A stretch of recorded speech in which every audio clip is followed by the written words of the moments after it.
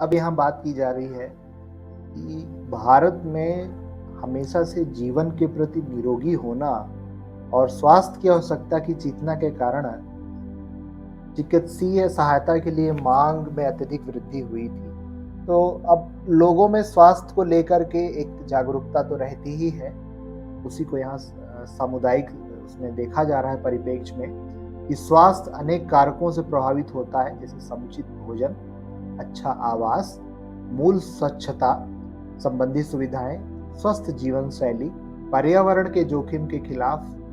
रोगों के संरक्षण, संक्रमण के संरक्षण। तो इस तरह से बेसिक चीजें यहाँ पे बात की जा रही हैं। इसमें कुछ ज्यादा इम्पोर्टेंट नहीं है। प्राथमिक स्तर पर स्वास्थ्य का जो सिस्टम है कि प्राथमिक स्वास्थ्य केंद्र हैं, उप स्वास्थ्य केंद्र हैं, और जो छोटी मोटी दवाइयाँ हैं, छोटी मोटी बीमारियाँ हैं ग्रामीण स्तर पे या उस तरह की चीज़ों को लेके हो। फिर सेकेंडरी लेवल पे देखभाल की बात की जा रही है कि स्वास्थ्य केंद्रों के माध्यम से जिला अस्पताल है, स्वास्थ्य केंद्र है, सामुदायिक स्वास्थ्य केंद्र है। और फिर टर्शरी या तृतीय स्तर पर लेवल पे बात की जा रही है कि मेडिकल कॉलेज हैं, स्टेट लेवल पे हॉस्पिटल, जिला अस्पताल हैं, अखिल भारतीय एम्स के हॉस्पिटल्स हैं, उनके माध्यम से हेल्थ की सुविधाएं या स्वास्थ्य की सुविधाएं लोगों को, जन सामान्य को पहुंचाई जा रही हैं। अब देखिए अलग अलग यहाँ पे मॉडल्स के बारे में बात की जा रही है कम्युनिटी हेल्थ को लेकर के। तो अब इसमें सिंपल सा यही कहा जा रहा है कि कम्युनिटी किस तरह से स्वास्थ्य को लेकर के सचेत है और संसाधन जो उपलब्ध कराए जा रहे हैं उनका किस तरह से उपयोग किया जा रहा है, कितना उपलब्ध है, जो समस्याएं या जो बीमारियां हो रही हैं लोगों को उनको स्वास्थ्य सुविधाओं को प्रदान करने में। अब इसमें एक बात यह है कि जिसे यहाँ कहा जा रहा है कि मूल रूप से स्वास्थ्य शिक्षा का विकास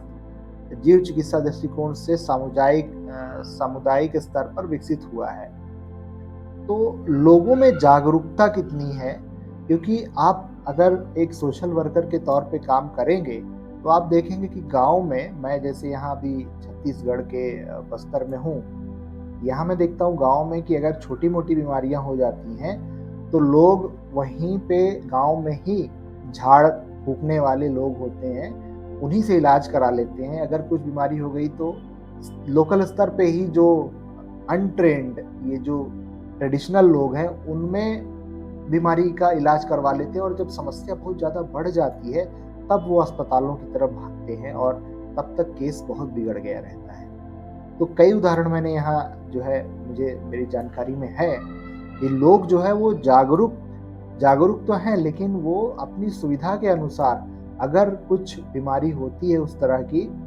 तो पहले प्राथमिक स्तर पे वो अपने आप ही जो है किसी जादू टोना या झाड़ फूक वाले या जो स्थानीय जो पद्धति है, कुछ दवाई लगा दिए, कुछ पेड़ का पत्ता लगा दिए, कहीं कुछ शरीर में कुछ हो गया, तो इस तरह से उसको लेकर के चलते हैं। और जब समस्या और ज़्यादा बढ़ती है तब वो सामुदायिक जो स्वास्थ्य केंद्र है या जिला अस्पताल है या राज्य स्तर पे है, तो उन पे जाने की कोशिश करते हैं, प्रयास करते हैं, और तब तक चीज़ें बहुत बिगड़ गई रहती हैं। तो यहाँ पे बात आगे ये की जा रही है कि मूलभूत स्वास्थ्य और स्वच्छता की समस्याओं की पहचान और इंटरवेंशन,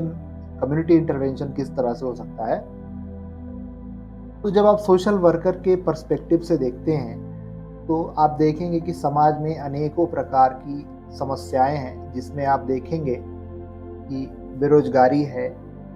लोगों में अज्ञानता है, उन्हें ज्ञान नहीं है, उनको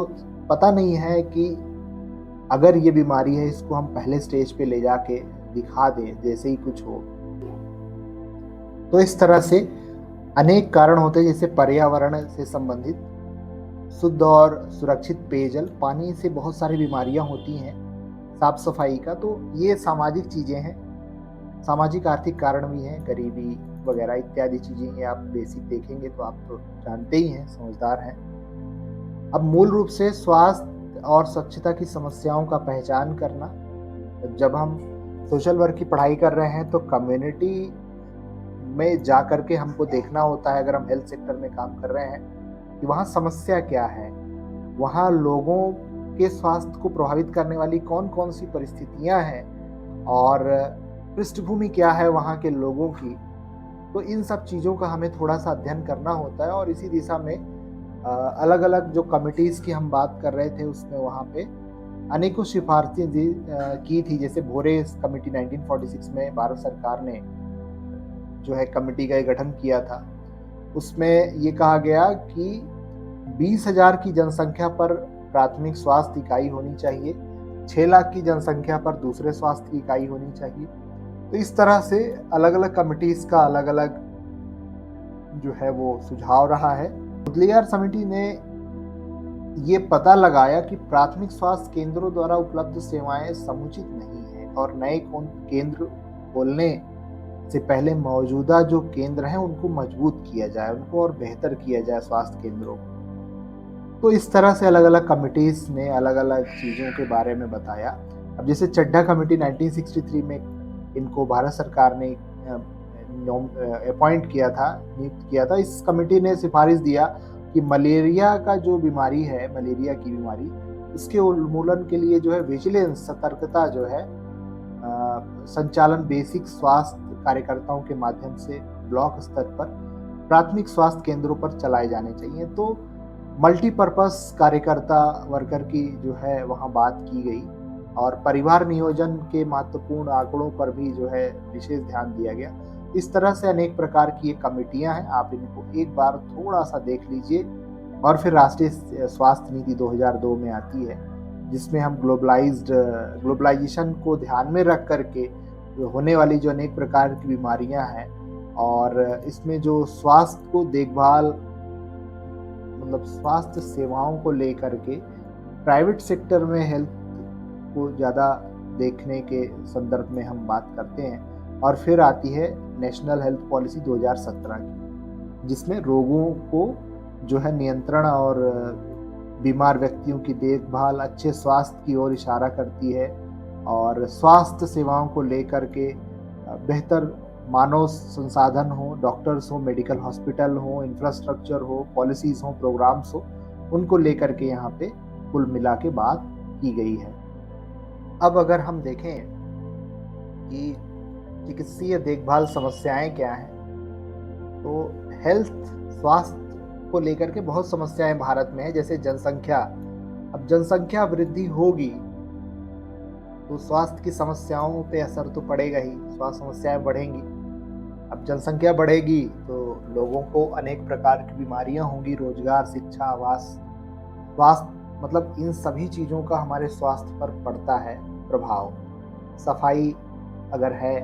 बीमारियां नहीं होंगी तो जनसंख्या संबंधी समस्याएं हैं। और इंटरवेंशन या क्या प्रयास किए जा सकते हैं, तो स्वास्थ्य को लेकर के जो जागरूकता, पर्यावरण और व्यवहार परिवर्तन, जीवन शैली, बिहेवियर चेंज के बारे में यहाँ बात की जा रही है। पोषण या न्यूट्रिशन संबंधी इंटरवेंशन की बात की जा रही है। जीवन शैली, लाइफ स्टाइल किस तरह से हो, और इसी क्रम में योग और प्राणायाम, व्यायाम के बारे में बात की जा रही है कि उस तरह से हम लोगों के स्वास्थ्य को बेहतर तरीके से जो है वो कर सकते हैं। तो निदान और उपचार में भी आप देखेंगे कि किस तरह से डायग्नोसिस, जल्दी से जल्दी ट्रीटमेंट हो, सुविधाएं उपलब्ध हो सरकार के द्वारा, और दिव्यांगता को सीमित करना। अब देखिए इसमें कुल मिला के यही है कि इस यूनिट में कि हेल्थ को लेकर के आप जो है कितने एक सोशल वर्कर एक होने के नाते आप समाज में, सोसाइटी में, कम्युनिटी में जा कर के क्या समझते हैं, क्या देखते हैं, वहाँ समस्याएं क्या हैं और उनके समाधान के तौर पे आप लोगों को कैसे जागरूक करते हैं, वो इस यूनिट में बात की गई है। तो मुझे उम्मीद है कि आप थोड़ा एक आइडिया डेवलप कर पाए होंगे